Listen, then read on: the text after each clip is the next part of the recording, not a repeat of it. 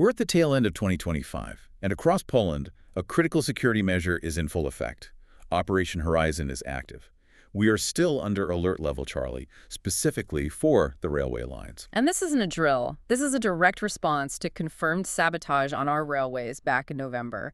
The Ministry of National Defense stepped up and made a huge promise, a groundbreaking threat reporting app. A really ambitious promise for mid-December 2025. And then that deadline came and went, in total silence. Absolute radio silence. The very tool that was meant to connect concerned citizens with military intelligence it didn't show up when it was most needed. So our mission in this deep dive is clear. First, we are getting into the technical and strategic reasons the official government tool, the Operation Horizon app, stalled.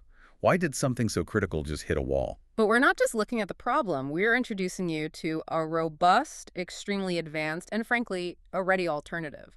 It's a system called TAK. That's TAK, the Team Awareness Kit.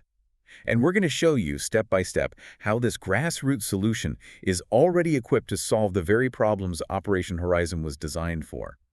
This is a story of centralized delay versus decentralized speed. Let's get into it. The whole concept for the Horizon app, it was born directly out of that railway sabotage. The vision was powerful, create a distributed network of civilian sensors, turn every citizen into a potential source of intelligence. Right, so if you see something suspicious, you just pull out your phone, take a photo, a video, and that data with precise, validated GPS coordinates goes straight to the Cyber Defense Forces servers. And they deliberately planned it to be separate from the main civilian app, MSWiA. This wasn't an accident, it was a strategic choice with two very specific goals. First up has to be speed. You cut out the middleman entirely. You just bypass all the civilian bureaucracy to get intel right to the military units who can act on it. It's exactly a direct intelligence pipeline. And the second goal was trust. They knew they had to build something for people who might, distrust the general public administration but are highly motivated to help protect the country. A dedicated, military-facing tool builds that trust. It's a very smart architecture for a crisis. But, well, here we are. The deadline's gone. So the big question for you listening is this project just dead in the water? According to our sources, no, absolutely not. And that's the first key takeaway. The app exists. It works. It's just undergoing internal testing right now at the Cyber Defense Forces Command. The delay isn't a tech failure, it's a strategic choice. Okay, so let's get to the core of it. We've pinpointed three major reasons the public release was pushed. The biggest one, the one that overrides everything else, is OPSEC, operational security. The fear was that releasing the tool prematurely would make it an immediate target for adversaries. And that's a two-pronged risk, right? Yeah. First, they could just flood the system with fake reports, basically a denial-of-service attack on our intelligence analysts. That's the first danger. The second is way more insidious. The enemy could submit reports, even fake ones, just to map out our response times, to see where our patrols are. They could use our own security app to gather intelligence on us. That is a massive risk. Yeah. But I have to ask, is waiting for perfection the right call here? When Alert Charlie is active, is the benefit of not having the tool out there worth the cost of not having those eyes and ears on the ground? It's a brutal trade-off, and the official position is that delay is better than aiding enemy disinformation or, even worse, leaking data on our own force movements. So what are the other two reasons? Resource strain, simple as that.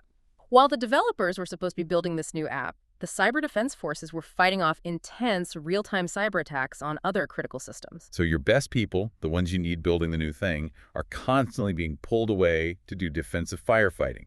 It's a classic resource crunch in a crisis. Precisely. And the third reason is just bureaucracy. It's the technical and administrative marathon of building a military system from the ground up and then getting it certified by Google and Apple for their app stores. That is not a fast process. And to make things even more confusing for you, the listener, the Ministry of Interior did release an app in this time frame, Where to Hide. That's a critical distinction. Where to hide is one-way communication. It's the state telling citizens where shelters are. The Horizon app is the exact opposite. It's citizens reporting intelligence to the state. They are two completely different things. So the official system is stuck in testing and certification limbo, which brings us to our core finding. We don't have to wait. A mature, secure, and ready system already exists. Let's talk about TAK. TAK, the Team Awareness Kit. It started in the U.S. military as a situational awareness tool, but now, and this is the important part, it's available to the civilian sector globally under a GOTS model, government off the shelf. Okay, stop right there. A U.S. military system for Polish critical infrastructure. The first thing anyone's going to think is Trojan horse. How do we know installing TAC doesn't just hand Washington a kill switch? That is the single most important myth to bust right now. Our sources confirm the official TAC server documentation has a distribution statement A. That's not just jargon. It means they consent to unlimited public distribution. And what does that mean in practice? Operationally, It means total autonomy. The system is installed on your own infrastructure, here, in Poland. When a Polish entity like BLOX deploys a TAC system, they control the servers, the data, all the encryption keys. It is 100% autonomous. There is no remote connection back to the United States, period. That changes the entire conversation around risk. And we have a homegrown Polish project, the BLOX-TAK-ECOSYSTEM, that's built on exactly this tech. Yes. And their entire philosophy is security by design. They didn't just add security features later. They built the whole thing from the ground up to protect critical infrastructure. So how does this grassroots system solve the security and complexity problems that bog down the official app? Through three incredibly robust pillars of security. It starts with the data itself. Every photo, every location pin, every single piece of data travels through an encrypted tunnel using the WireGuard standard. It's like a private, invisible highway for all your comms. Okay, that handles data in transit. But the weakest link is always the human element. Passwords get phished, stolen. How do they manage access? That's pillar 2, physical access control. For core system management, they just eliminate passwords. To manage the server, an admin has to physically plug in a hardware key, like YubiKey. No key, no access. It completely removes the threat of remote password hacking. It demands physical presence. That's a smart design. What's the third pillar? Continuous network monitoring. The entire system is watched 24/7 by the Malcolm NSM system. This is a top-tier tool used to protect critical infrastructure. It's looking for anomalies, for anything that looks like an intrusion, and it sounds the alarm instantly. This sounds far more secure than a standard app. But again, the government project struggled with deployment, with the logistics. How does Take-8 get around that challenge? Through an architecture called Infrastructure as Code, or IAC. Most systems require days of manual setup. With IAC, the entire secure system is defined in a single script, a digital blueprint. So if there's a disaster and the whole system gets wiped out. You just hit run. And that script can rebuild the entire secure architecture from scratch in a matter of minutes. That kind of resilience, that instant recreation ability, is priceless in a real crisis. That answers the implementation delay. What about getting users on board? They solved that with a system called IUCP. Exactly. Imagine you need to onboard a few hundred security guards fast. The old way is a nightmare of paperwork and manual account creation. IUCP automates it. A new user fills out a web form, and the system instantly generates and emails them a personalized, secure starter pack. So no bureaucracy. You turn a week of logistics into a 5-minute email. And this whole philosophy is supported by open standards.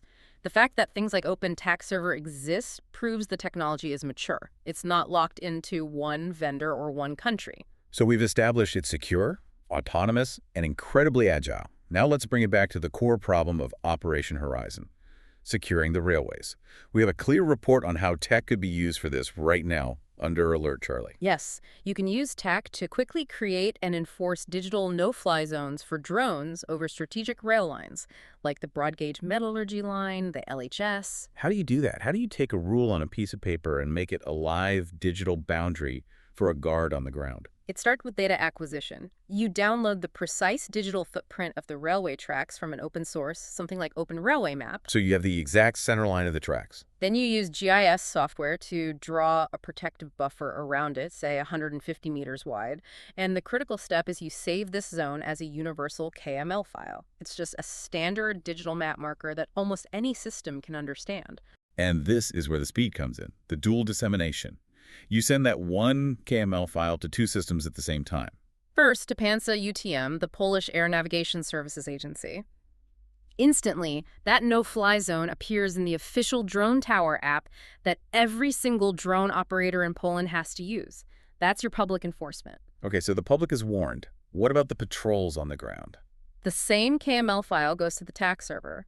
That exact same boundary is pushed directly to the smartphones and tablets of the railway security guard patrols in the field. Wait a minute, so the security officer on patrol sees the exact digital line of the no-fly zone on his map in real time.